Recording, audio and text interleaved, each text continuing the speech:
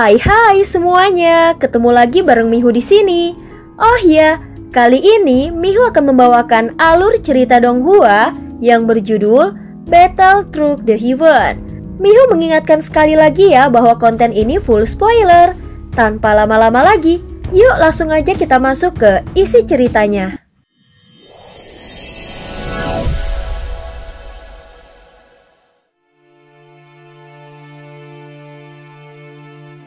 Melanjutkan dari kisah sebelumnya. Saat telapak kaki yang mulia teratai suci yang anggun menyentuh kekosongan, bunga teratai muncul di bawah kakinya. Di belakang tubuhnya tampak seperti ada ranting-ranting tipis dari pohon willow yang mengikuti lengkungan pinggangnya. Sosoknya muncul di luar gua hitam dan pada saat dia muncul, bayangan Cuci Yi telah menghilang. Hei kau, apakah kau menyukai Raja Iblis ini? Kalau begitu jangan hanya menari 3 putaran. Tatap aku dengan mata yang penuh hasrat. Aku tahu di antara manusia kau dianggap sangat cantik. Tapi di mata bangsa kami, kecantikanmu tak berbeda dengan monster yang jelek. Teratai suci yang baru saja mendekati gua mendengar suara penghinaan dari dalam gua. Tampaknya dia sangat tidak menyukai nada penghinaan semacam itu.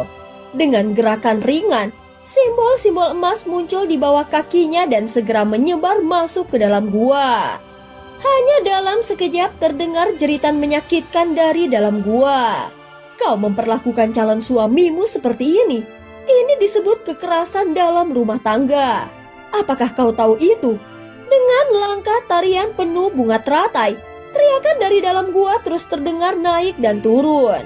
Setelah memastikan tidak ada teriakan lagi, teratai suci mengeluarkan sebuah kuas dari tangannya. Dengan gerakan dingin di udara, cahaya keemasan pun berhamburan. Saat berikutnya cahaya keemasan itu berubah menjadi simbol emas yang jatuh di bebatuan hitam yang membentuk gua tersebut. Tempat ini terbuat dari batu penguasa iblis. Tempat ini akan kembali menyegelmu. Ucapanmu barusan terlalu sombong. Tampaknya kau masih belum cukup dihukum. Setelah wanita itu berkata demikian, sebuah paku kecil sepanjang 3 inci muncul di tangannya. Dengan satu gerakan cepat, paku itu langsung menancap ke dalam jantung sang Raja Iblis Mosu. Seketika tubuh jiwa sang Raja Iblis berubah menjadi warna putih kemerahan. Dari merah menjadi ungu kehitaman. Tubuh jiwanya langsung bergetar keras. Walaupun tidak mati, rasa sakit yang dideritanya tidak tertahankan.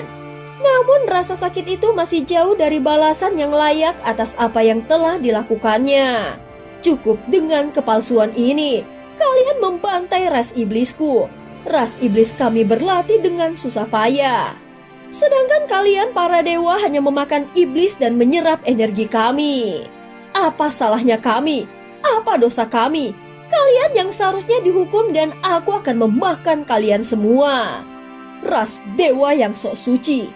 Raja Iblis Mosu menahan rasa sakit luar biasa dan melontarkan kemarahan yang mengguncang gua itu. Berani-beraninya kau bersikap sombong. Tampaknya pelajaran tadi masih belum cukup. Dengan suara dingin, Lian Hua atau teratai suci sekali lagi menghancurkan tubuh fisiknya. Dia segera menulis huruf di udara dengan kuasnya lalu menempelkannya di mulut Raja Iblis Mosu sehingga seluruh tempat itu menjadi benar-benar sunyi. Ekspresi wajah Lian Hua tampak jijik, seolah-olah dia tidak ingin tinggal di tempat itu 1 detik lebih lama. Dia segera melangkah keluar dan menghilang seketika. Sementara itu Sin berganti di dunia sensi. 4 orang. Wajah mereka telah terpatri di dalam ingatanku dengan sangat dalam. 3 diantaranya muncul lebih awal, tapi yang datang terakhir jelas berbeda. Seolah-olah dia tidak datang bersama yang lain. Yang membuatnya berbeda adalah dia benar-benar punya niat membunuhku. Tapi perasaan itu pun aneh, karena meski ingin membunuhku, dia tetap menyisakan 1 celah tipis untukku bertahan hidup. Itu memang sangat samar, tapi jelas menjadi titik balikku. Saat ini seluruh kekuatan kultivasi Xiaoyan tersegel dan memaksa dirinya untuk tetap tenang sambil menganalisis pertempurannya sebelumnya. Dia merasa tidak ada peluang untuk tertahan dan tidak ada jalan keluar. Namun justru di tengah ancaman besar itu, dia menggunakan kekuatannya sendiri untuk memenangkan pertempuran.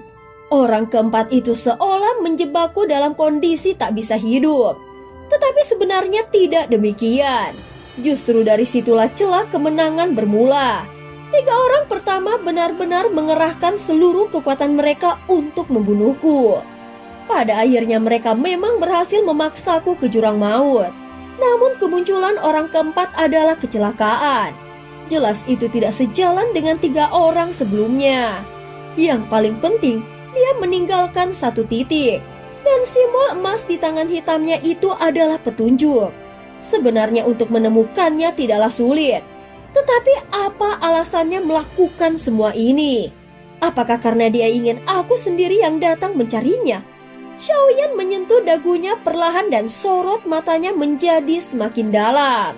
Kekuatan para monster tua yang berada pada level seperti itu tidaklah seperti yang tampak di permukaan dan semuanya jauh lebih rumit. Tangan hitam pekat yang muncul saat itu bisa dengan mudah meremukkan Xiaoyan. Namun pada saat yang paling kritis, dia justru sengaja meninggalkan celah agar Xiaoyan bertahan hidup. Seolah-olah dia sudah menebak kartu truf milik Xiaoyan. Kalau ini soal balas dendam, seharusnya 3 orang lainnya juga akan menargetkannya dan bertarung sampai akhir. Bukan hanya tangan hitam itu, jadi jelas ini tidak sesederhana kelihatannya. Pola di tangan hitam itu seharusnya berasal dari dunia misterius surga barat. Xiaoyan terus mengingat membayangkan kembali pola-pola aneh di tangan hitam itu. Lalu teringat saat berada di dunia kuno Dewa Abadi dan Iblis. Ada seorang pria yang bernama Long Diao. Dia juga berasal dari dunia misterius surga barat dan punggung tangannya juga ada pola-pola yang mirip.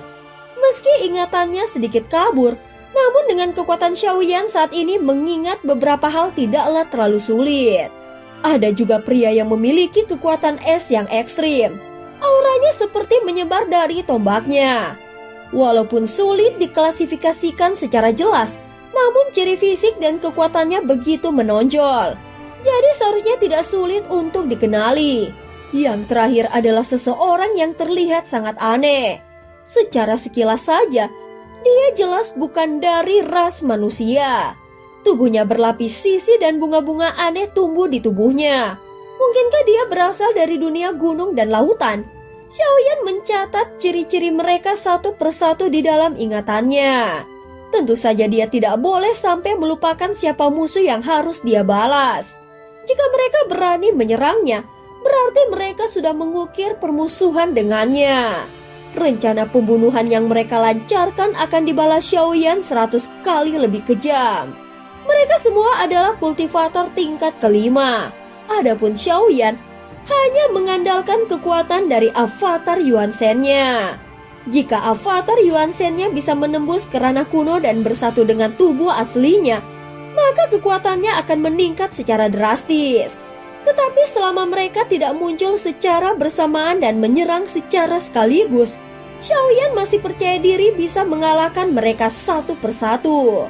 Sampai di titik ini, Xiaoyan menyadari bahwa tujuannya terhadap mereka bukan hanya untuk membunuh, tetapi justru ingin memanfaatkan kekuatan mereka untuk menghadapi pertempuran dengan dunia Taisu.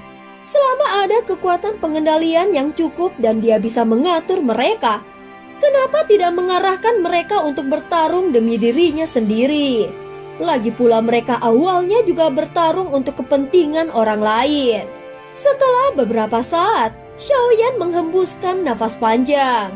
Dalam renungannya waktu berlalu dengan cepat. Adapun anggota tim Fearless yang masuk ke ruang dimensi itu masih belum muncul. Namun aura mereka masih dapat dirasakannya dengan jelas. Mereka semua telah mendapatkan pencerahan dan kekuatan baru di dalamnya. Hanya saja segel pada tubuh utamanya masih belum terlepas. Meskipun kekuatan akhir mereka sangat kuat, namun harga yang harus dibayar pun sangat mahal. Jika tidak ada kartu truf ini atau bila masih ada musuh yang bersembunyi, maka situasinya mungkin akan sangat dirugikan. Inilah medan pembantaian sejati Xiaoyan. Namun Xiaoyan belum tahu sampai kapan kondisi seperti ini akan bertahan. Satu-satunya hal yang dia miliki saat ini adalah kekuatan jiwa ilusi. Di dalam pikiran dan tubuh dari avatar Yuan Shen, tampaknya muncul kekuatan simbiosis dan satu kemampuan lainnya. Seolah-olah dia dapat berkomunikasi dengan entitas klan Yuan Shen sejati dan meminjamkan kekuatan mereka untuk sementara waktu.